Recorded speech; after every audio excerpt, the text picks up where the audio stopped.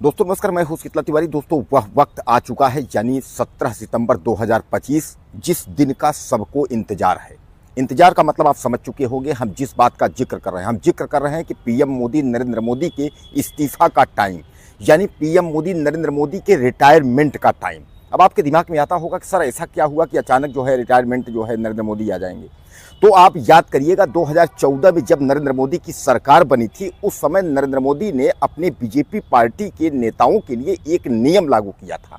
BJP party के नेताओं के लिए वह नियम यह था कि कोई भी बीजेपी का मंत्री या कोई भी जो पद पर, संवैधानिक अच्छे पद पर है, वह 75 साल का अगर हो जाएगा तो उसको रिटायरमेंट ले लेना चाहिए, यानी उसको रिटायरमेंट हो जाना चाहिए। और रिटायरमेंट होने के बाद यानी 75 साल के बाद उसको किसी भी पद पर जो है मौका नहीं मिलेगा।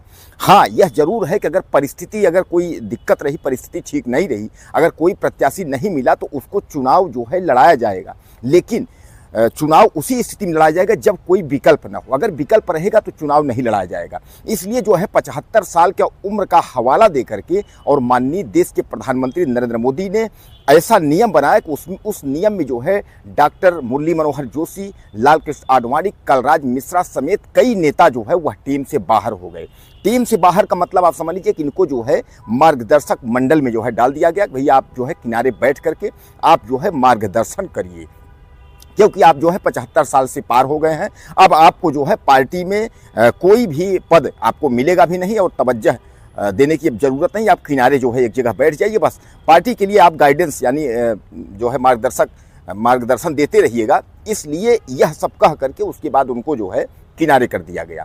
दोस्तों अब वह वक्त जो है नरेंद्र मोदी के लिए भी याद गया है, क्योंकि नरेंद्र मोदी भी आपका जो उम्र है यानी 75 साल का जो उम्र है उसको जो है क्रॉस करने वाले हैं। यानी 75 साल जो है इनका पूरा हो जाएगा 17 सितंबर 2025 को।